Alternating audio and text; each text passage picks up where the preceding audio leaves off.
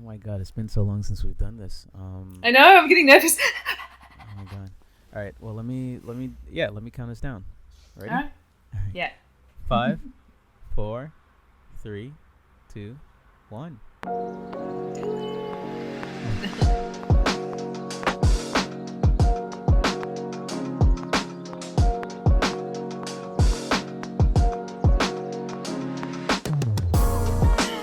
Hi everyone. My name is Ramon Lewis. And I'm you. Oh, See? stop it! We're out of Let me practice. finish. Okay. My name is Ramon Lewis and I'm from Melbourne City. And my name is Yugen Cosmic, and I'm from New York City. Whoop, whoop. And it's been a long time. Sorry. We actually did this recording before, but I messed up the levels, so we had to re-record it. But a lot of things has happened between when we did the recording and now. Yes. Yeah, I went on Yeah, so- vacation. Yes. Couldn't even travel in your own country to another state. We could go overseas to the Caribbean. How about that? Hey, the weather was nicer too, so no complaints on Yeah. my part. Absolutely. So we're back in business. Mm-hmm. And we were talking on Verbal Aikido last podcast, and we're going to move into the same concept, but different wording in yogic philosophy, which is AHIMSA, which means non-violent communication, that being physical, mental, and emotional. Boring. Oh, come on. Listen, It's we live necessary. we live in a day and age where the most entertaining things that people have to watch is reality TV, which is all about violent communication. Well, it's about to change. We're about to change your focus. Uh-oh, here we go. That's yeah. why you guys tune in, so you guys can learn to transform your lives into something beyond the commonplace, nonsensical routines of this world. Yes. Yeah, we go underground. That's where we go. We're not We into go deep. mainstream anything. We go deep and we don't get no sleep. Wow, did we just do that? Nice. Yeah, we did. Yeah, we'll always break into song. It's just what happens.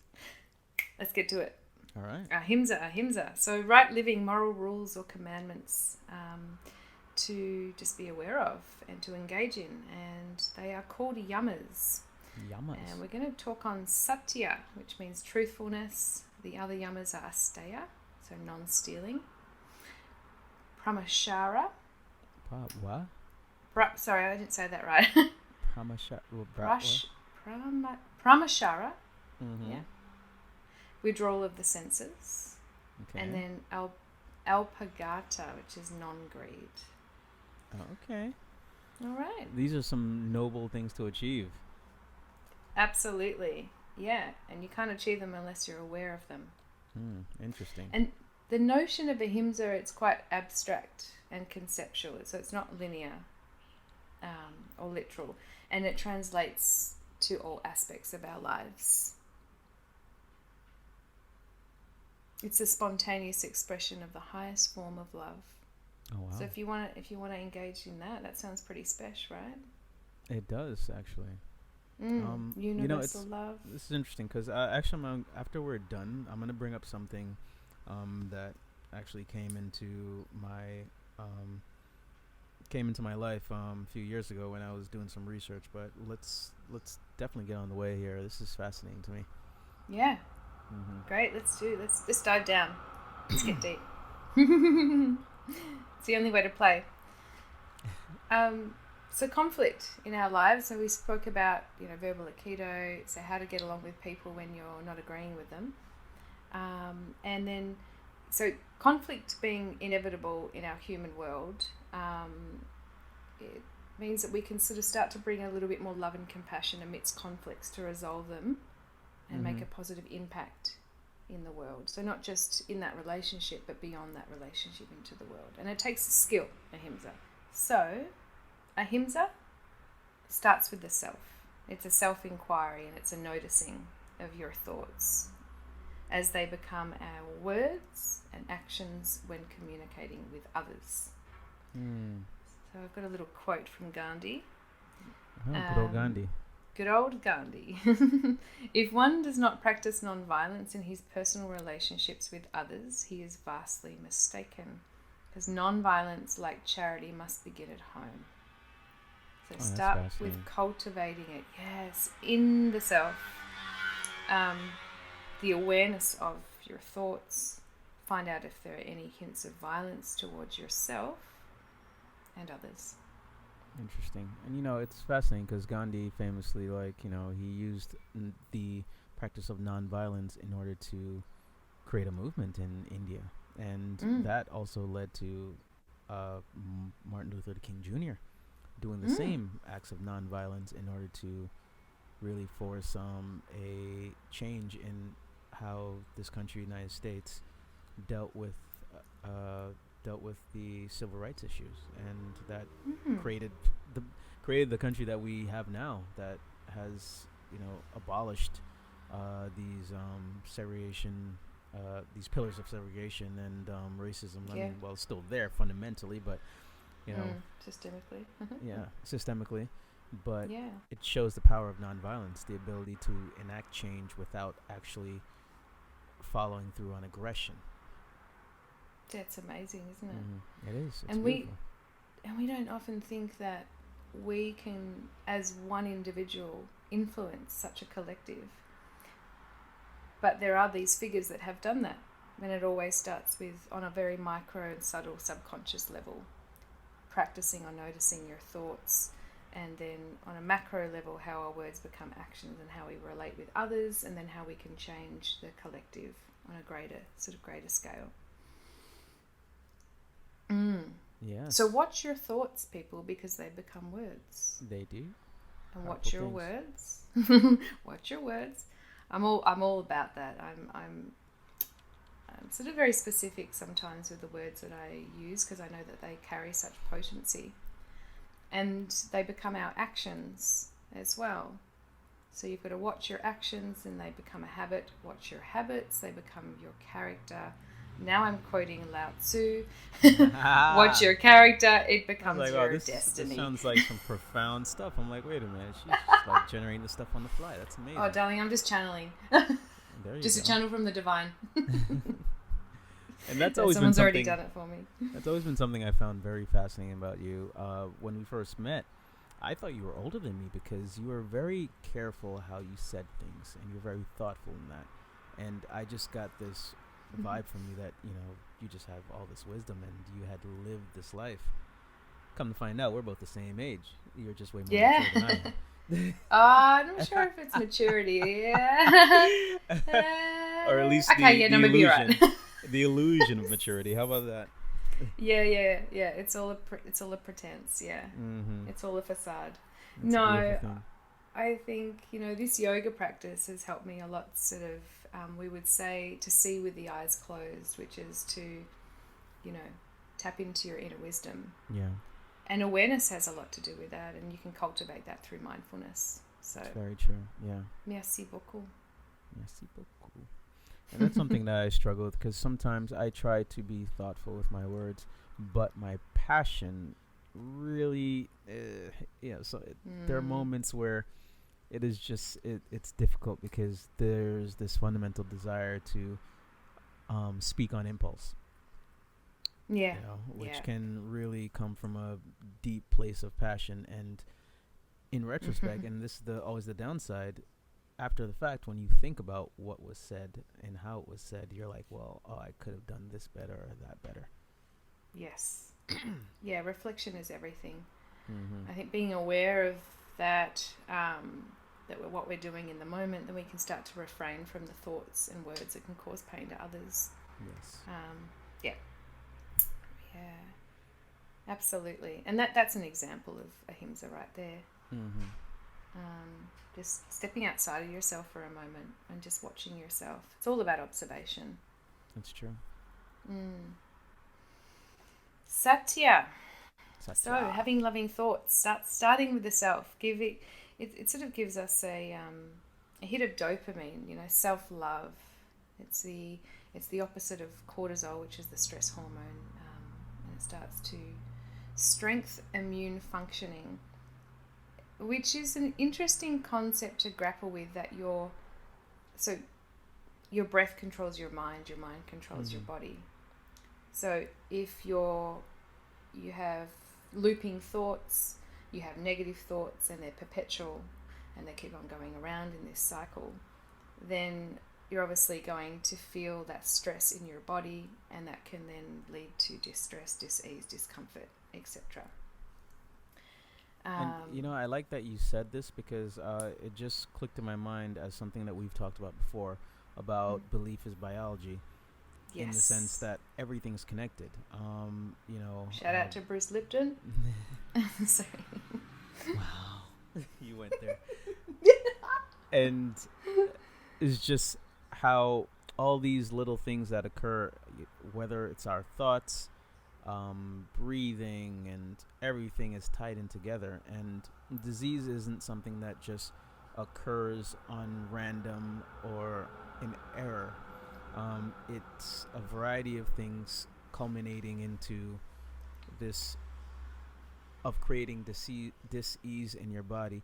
Now, granted, I'm a bit more scientific on these things than Ramon is, but I definitely see the relationship between all these different things, because your state of mind is also very important as to whether or not you develop certain types of ailments. There are differences between chronic ailments and other ailments that are beyond the scope of what the human body can deal with, but there does seem to be some fundamental commonality there between between your state of being and your body's health.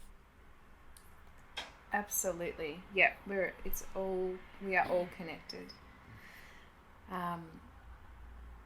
and I think even if you're at the peak of health in your own body physically, you have to be wary of everything that's going on simultaneously, because if you're physically well and you have negative thoughts, this also deeply affects your well-being. And if you don't nip that in the bud at that time, as it's sort of happening, you will end up getting unwell. It might not express itself in that moment, but those negative thoughts are going to affect your body later. That also can happen. Yeah. Wow. It's Amazing. So let's talk about some negative habits. We've all got them. What? What are you We're all very about? reluctant. We're all reluctant to admit that we have habits that Speak for yourself, Sugar Bear. that are limiting our capabilities, or what we think we're capable of achieving. Do you want to talk about your habits, or shall I go first? Ladies first. All right, get out of that one. So I was thinking about a habit that I have, is that I want to fix things for people. I want to make their lives better. I want to make them mentally well. I want them to see the beautiful qualities in themselves so that they can be better versions. And it's probably because I'm just mirroring what I internally, desire for myself. Yeah. And so I sometimes don't always provide the space it takes for people to process their experiences. So I kind of bypass that a little bit. And I know my friends do know that. Yeah. But it's my desire to fix the problem in the moment. And, what's your problem? Let's fix it now. However, I'm also learning to relax on that, because the process is the key to transformation. You can't bypass it. Yeah. So I guess that's kind of one of my habits. You have to acknowledge the feeling in the moment, and then to be able to transform it. And you can't pretend that it's not happening, or ignore it, or push it aside, and get to the outcome quickly, because it always takes a little bit of time. Oh, wow. Any habits of yours? I think one of my negative habits would be saying yes when I really mean no. And I believe that in the interest of being polite, I always extend myself to people. And then when I kind of have to follow up on that and let's say if I volunteer myself to do something, I kind of half-ass it because I'm not really committed to the cause, and I don't make as much of an effort because I basically walked myself into this situation, and I kind of wanted to secretly fail. So that's a bad habit that I have, which self-sabotage. Yeah, I'm a bit dishonest in that way, and not I don't do it as much anymore, but it's just remembering the moments I've done that, and it really bothers me. So yeah. And especially, I'm sure it would, because one of our first podcasts was on values, and one of your highest values is honesty. Yes. So when you're being dishonest by saying yes to other people, no to yourself, then you're doing yourself a disservice every time. Well, and geez, really, don't rub it in. Oh, sorry. I'm just. I'm teasing. I'm just unpacking this for other people that may do the same, darling. It's all okay. Don't pull a Yugen. Don't pull a Yugen. Yes. Sit in your Satya, your truth. Say yes to yourself, because that's pure and true and absolute.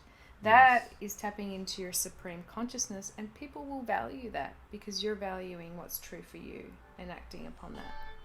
Yeah, totally.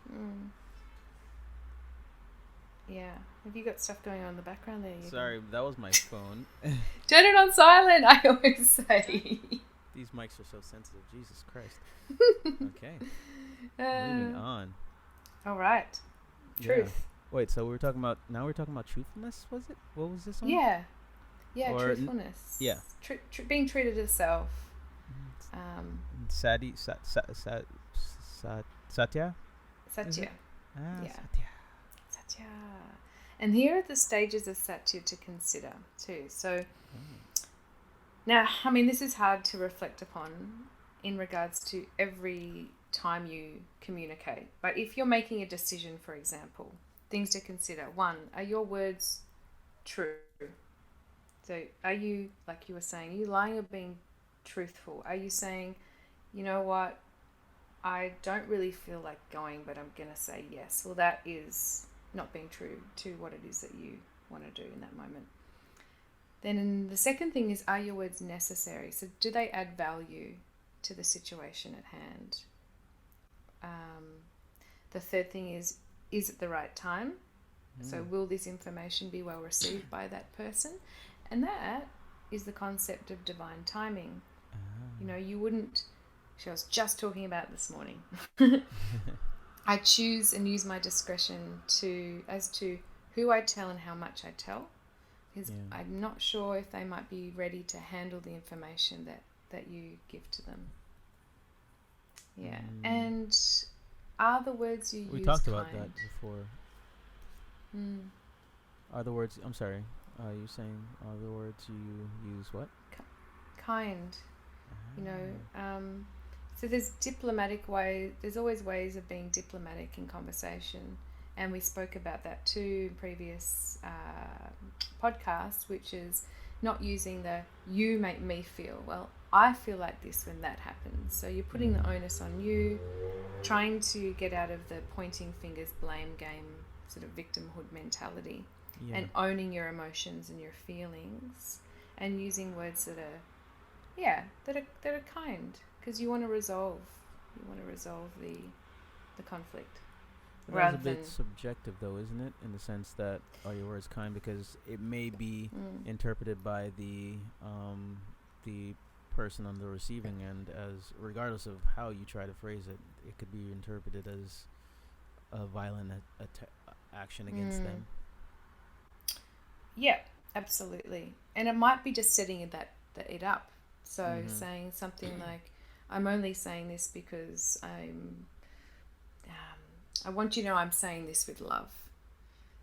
You know, so that person feels like there is empathy, you know, behind the words that you're using.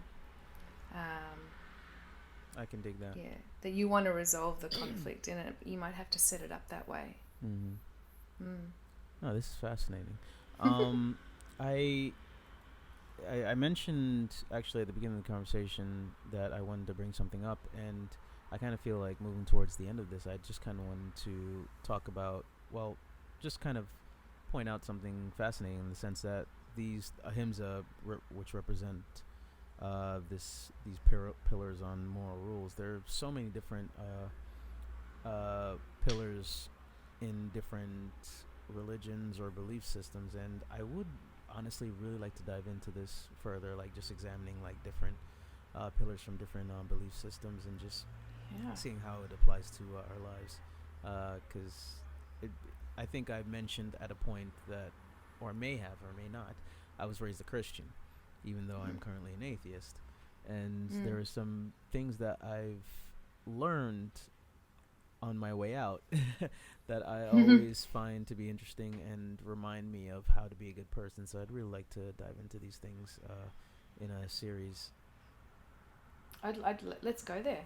Yeah, that would be wonderful. That would be fun. I think we should be inclusive in that regard too. I mean, I have during to my experience, going through the journey of yoga, which is essentially a journey back into yourself, rather than extending out beyond the self to an organized religion to make you abide by a certain, moral set or whatever. Yeah. To actually come back home to the self, which is why I sort of always talk about these themes in yogic philosophy. But it'd be great for us to extend that out into different perspectives. So coming back now to Satya and these 4 stages to consider, how would people apply this in, like, can we give a situation that people can use to kind of look at this and be like, oh, interesting? Like, well, I think you're really good at examples, so I'm gonna give that one to you. But what I wanted to say, which might help you think of something, is that I want the listeners to know that Satya, the truth, is also it's an engagement in the present moment. So it's not saying all these things before this moment are going to accumulate into me thinking a certain way. Because the past by its very nature is a memory. And memories are faulty at best. So it's about being present in the conversation that you're having in that moment with someone. Yes. And because despite the best efforts to recall the truth, the output is inevitably flawed. So it's being ultra present in the moment and going, what is the truth for me in this moment? Not based on all the times that person let you down or expected something or whatever. It's just in this moment, how is it playing out? Okay. So that's the advice I would give around that. Well, if we're going to look at examples, then I would probably say something in the vein of, let's say you were on a date with someone, and there you started realizing that this wasn't something that was interesting to you. Okay. Yeah, this is a tricky one. So yeah, it's like, how would you be like, hey, look, you're cool, I'm having a good time with you, but I don't think that, Truth. Are you still paying okay. for this? The truth hurts sometimes, but it is just the best action to take, because then, we spoke about having to feeling like you will do or not do something based on protecting someone. You are doing them a disservice and yourself by protecting them, by pretending that you're having a good time. So truthfulness might look like you were saying, I'm having a really good time. I think you're a great person. Clearly not that but great. I just Let's be honest here. Come on. So now. I'm just thinking about a few friends that are going to be listening to this, and we've spoken about, a few of my friends have been going on dates online and stuff like that. Oh, really? And this has come up in conversation. And Ah. the advice that I gave to a particular friend was, it might be being honest and being diplomatic and saying, maybe I don't feel like we're energetically matched, and that's okay. And I'd really like you to respect that. That's like a 5G cop out. Oh, come What do you want me to do? What do you want? Okay, what's your suggestion, Yugen? What, you don't find me attractive? Is that what you're saying? See, What, this is the thing. You don't like the fact that I have 6 cats and I work at, like, the library? Just be honest, I think I know I it's have a important. smell. I know I have a smell. I'm working on it. Yeah. I think it's really important not to go too deep because you don't actually offer anyone an explanation. But you have to be true to yourself, and you don't have if you've just met someone and you feel that you might not be energetically matched, you could 5D cop out. Come on. All right, so let's run through the list, okay? Are the words true? Okay. So if yes, for me they are. They're true. Yeah, me saying I'm not feeling the vibes. You're there. Now, next one. Are your words necessary? Yes, because I don't want to go on 5 dates with a guy that I'm not energetically feel like I want to. So they are necessary right now. But free food. Okay. I'm not sure it always works that way. I've always okay. Take the time. Is it the right time? Yes, there is no time but the present, and the present means that I need to be expressive with how I'm feeling. And lastly, are they kind? They are kind. Because I'm not saying you're a weirdo, you smell like cats. I'm saying... oh, that's what that smell is. I'm saying I don't feel like we are on the same wave. I thought it was my and spirituality I don't really wanna... pouring out. Not really. And I don't really want to catch that wave again. Sorry. Oh, you are a very polite person to be rejected by. Thank you. I'm glad it wasn't me.